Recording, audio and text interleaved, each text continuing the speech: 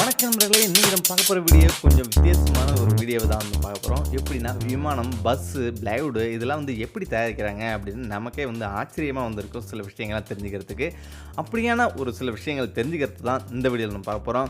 சரி, இப்போ முதல்ல நம்ம பார்க்க போகிறது விமானம் எப்படி தயாரிக்கிறாங்கன்றது எல்லாமே வந்து ஆச்சரியமாக வந்திருக்கு. ஏன்னு பார்த்தீங்கன்னா, நம்ம பயணிக்கும் போது ஒரு மிகப்பெரிய ஆச்சரியம் நமக்குள்ளே வந்திருக்கும். எப்படி இது தயாரிப்பாங்க, எப்படிலாம் மனிதனுடைய மூளை வந்து இருக்குது அப்படின்னு நமக்கே தெரியாமல் ஒரு ஆச்சரியம் வந்து நமக்குள்ளே வந்து கலந்துருக்கும். இது வந்து சாதாரண விஷயம் கிடையாது. அப்படி ஒரு ஆச்சரியம் நிறைந்த ஒரு வீடியோ தான் இந்த வீடியோ. அதனால் கடைசி வரைக்கும் ஸ்கிப் பண்ணாமல் பாருங்கள். பிடிச்சிருந்தா மறக்காமல் லைக் பண்ணுங்கள். ஏன்னா நீங்கள் கொடுக்குற ஒவ்வொரு லைக்கும் தான் நாங்கள் அடுத்தது வீடியோ பண்ணுறதுக்கு ஒரு மோட்டிவேஷனாக வந்து அமையும். ஃப்ளைட் மேனுஃபேக்சரி விமானம் உலகங்களில் நம்மளை வந்து நினச்ச நேரத்தில் விரைவாக வந்து அழைச்சிட்டு போகுது. ஆனால் அவற்றெல்லாம் எப்படி தயாரிக்கிறாங்க தெரியுமா? விமானத்தோட உதிரி பாகங்கள்லாம் ஒன்றிணைத்து விமானத்தை உருவாக்குவது எப்படி தெரியுமா? யுஎஸ்ஏவில் இருக்கிற சியாட்டி என்ற இடத்துல மிகப்பெரிய போயிங்கின் 737 தொழிற்சாலைலாம் இருக்குது. அது மட்டும் இல்லை, ஒவ்வொரு 9 நாளைக்கும் ஒரு முறை ஒரு புதிய விமானத்தை செய்து முடிக்கிறாங்க. விமானம் பொதுவாக அலுமினிய உலோகத்தால் செய்யப்படுது. காரணம் என்னென்னு பார்த்தீங்கன்னா, அதோட லேசான வெயிட் தான். அவங்க எப்படி செஞ்சு முடிக்கிறாங்க அப்படின்றத பார்க்கலாம். இதில் விமானங்களோட விமான மாதிரி பாகங்கள் எப்படி உருவாக்குறாங்க, இதெல்லாம் பல ஆண்டுகள் எப்படி தயாரிக்கிறாங்க என்பதை முதல்ல பார்க்கலாம். முதல்ல டிசைனிங். விமான உற்பத்தி செயல்முறை இப்படி தான் தொடங்குது. அந்த 9 நாளைக்கு முன்னோட்டமாக ஒரு சோதனை குழு ஒரு விமான மாதிரியை டிசைனிங் பண்ணி முதல்ல கொடுத்துருவாங்க. சவுதியோட விமான தயாரிப்பில் மிகப்பெரிய நிறுவனமான பெரிய ஆக்ஸ்போர்ட் பிளான் படி வடிவமைப்பு, அப்புறம் திட்டமிடல், செயல்முறை அப்படின்னு ஆரம்பத்துலேருந்து அந்த விமானத்தை கட்ட தொடங்கும் காலம் வரை 4 வருஷம் ஆயிடும். அப்புறம் எப்படி 9 நாளில் முடிப்பாங்க?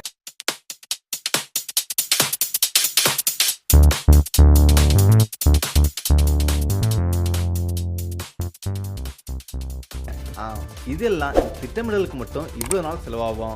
இது தொடங்குறதுக்கு முன்னாடி விமான என்ஜினியருங்க வரைபடமாக வரைஞ்சி முழுசாக காட்டுவாங்க.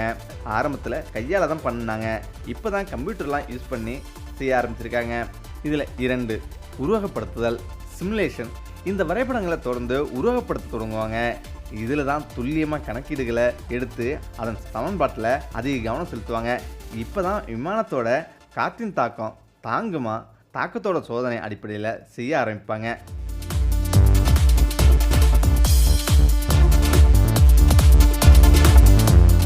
கட்டுமானம்.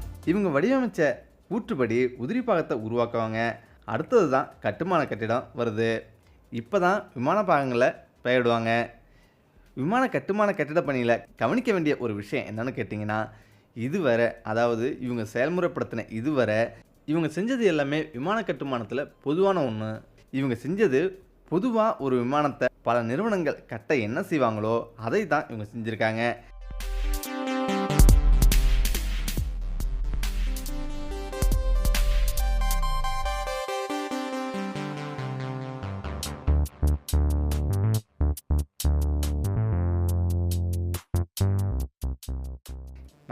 அசம்பிளி. இப்போ தான் விமானங்களை ஒன்றிணைக்க சரியான நேரம்.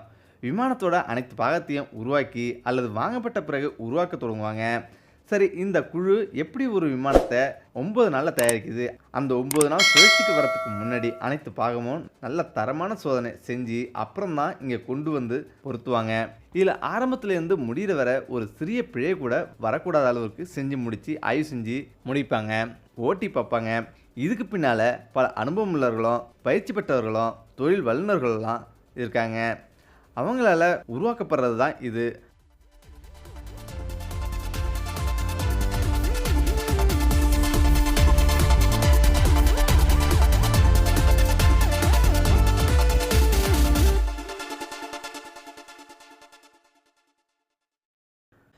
சரி, இந்த 9 நாளில் எப்படி அவ்வளோ சீக்கிரம் கட்டி முடிக்கிறாங்க அப்படின்றத பார்க்கலாம். சரி, இந்த 9 நாளில் ஒவ்வொரு நாளும் என்ன செய்வாங்க, எப்படி அவ்வளோ சீக்கிரமாக கட்டி முடிப்பாங்க? இப்போ இந்த 9 நாளில் என்னவெல்லாம் செய்வாங்க அப்படின்றத பார்க்கலாம். 1ஆம் நாள் முதல் 3 வரை முக்கியமான நாள். இதில் விமான கட்டுமான பணியில் முதல் 3 நாளைக்கு பிறகு தான் பொதுவாக சிறகுகளை பொருத்துவாங்க. இந்த 3 நாளில் 737 விமானம் அதோட மற்ற உதிரி பாகங்களை கொண்டு வந்து பயணிகள் அறையை உருவாக்குவாங்க. வழி செலுத்துதல், லிஃப்ட், திருப்புதல், அப்புறம் தரையிறங்கும் திறனை உருவாக்குவது. இதில் எதுவுமே கவனம் செலுத்துறது கிடையாது. இதில் மின்சார பிளம்பிங், ஜன்னல் கேபின் போன்றது தான் உருவாக்குவாங்க.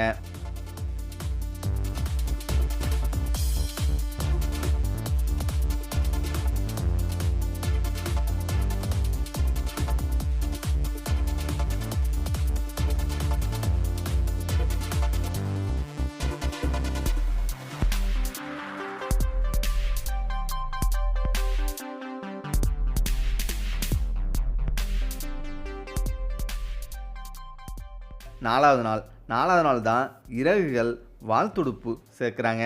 இது துல்லியமாக இணைக்கப்படுறது முக்கியம். ஒரு நூல் இழை கூட அளவு மாறாத அளவுக்கு இருக்குமா. 2 ரெக்கையும் வடிவமைச்ச பிறகு தான் கியரும் பொருத்தப்படும். பல நிபுணர்களால் துல்லியமாக இருக்குதான்னு சோதனை செஞ்சு பார்ப்பாங்க. இதில் 5வது நாள் 5வது நாளில் காற்றின் சமநிலையை சோதனை செய்கிறது தான் இதோடைய முக்கிய வேலை. வயரிங் இணைத்து சோதனை செஞ்சு பார்ப்பாங்க. 6வது நாள் ஒரு மிகப்பெரிய திருப்பு முனை நாள்னு சொல்லலாம். மின்சாரம் விமானத்துக்குள்ளே முதலாக வரும். உள்கணினி மற்றும் கியரு சரியாக இயங்குதான்னு பார்ப்பாங்க. இதில் 7வது நாள் அதன் சக்கரங்கள் தரையிறங்கும் கியர் தரையை தாக்குவதும் அது தன் சொந்த இடையில தாங்கி நிற்குமா அப்படின்றத சோதனை செய்வது. அடுத்த 2 நாள் பல கட்ட சோதனை செய்வது. இப்படி 9 நாளில் செய்து முடித்து அற்புதமாக கட்டி முடிப்பாங்க.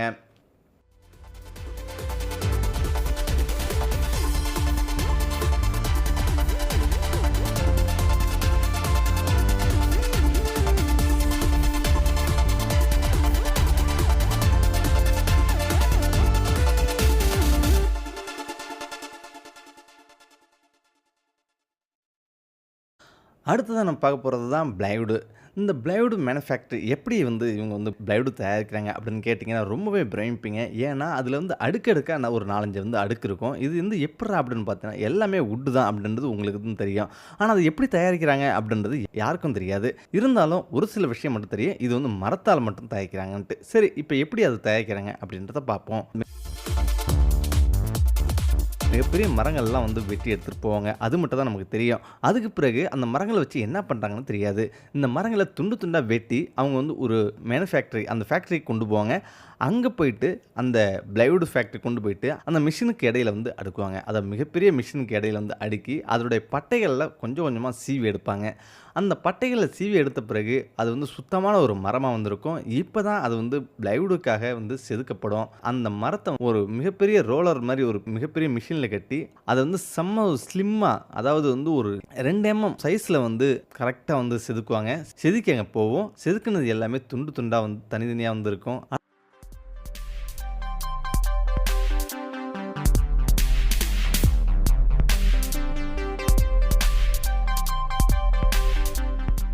அடுத்ததான் இவங்க என்ன செய்கிறாங்கன்னா துண்டாக பீஸ் ஆக்கி இந்த பக்கம் கொண்டு வராங்க. இந்த பக்கம் கொண்டு அதை தனித்தனியாக அடுக்குவாங்க. அதை அடுக்கிட்டு இவங்க போர்க் லிஃப்ட் எடுத்துகிட்டு தனித்தனியாக அடுக்குவாங்க.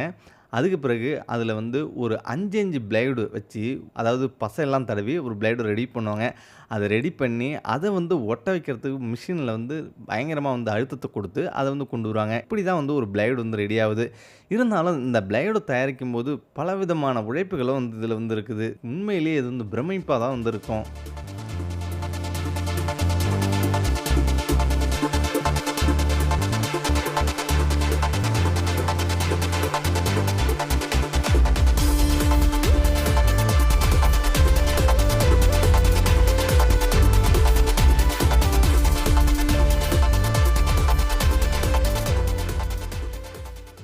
இதில் அடுத்ததாக பார்த்தீங்கன்னா பஸ் மேனுஃபேக்சரி.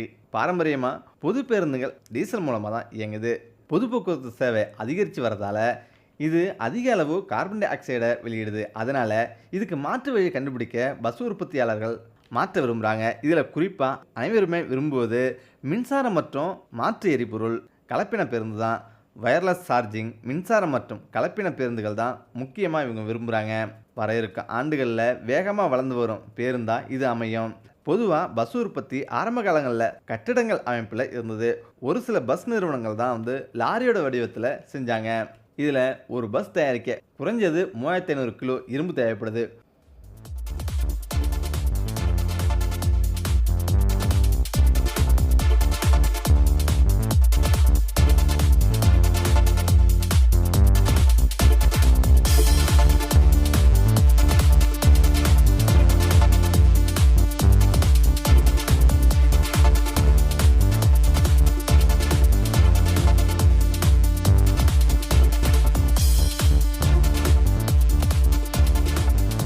முதல்ல அதோட அடிபாகத்தை முதல்ல தனித்தனியாக ரெடி பண்ணுவாங்க. அப்புறம் அவங்க ரெடி பண்ணுற ஒவ்வொரு பாகமாக பொருத்துவாங்க. அதற்கு பிறகு தான் சைடு பாடி பாகத்தை பொருத்துவாங்க.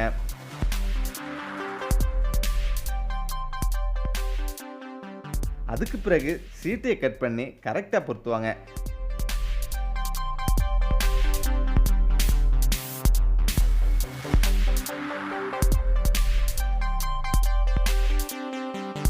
அதற்கு பிறகு மொத்தமா ஒரு திரவத்தில் நினைச்சு எடுத்து துருப்பிடிக்காதவாறு செய்வாங்க. பிறகு 2-3 பைன்ல மொத்தமா நினைச்சு எடுப்பாங்க. இப்ப அந்த உள்கூடு ஒரு ஓரமா வச்சிருவாங்க.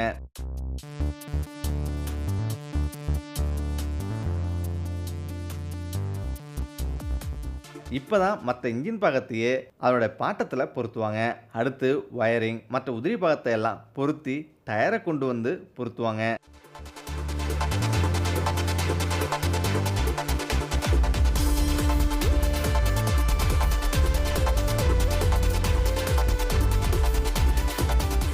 பிறகு என்ஜினை பொருத்தி டயரை ஆப்ரேட் பண்ணி பார்ப்பாங்க.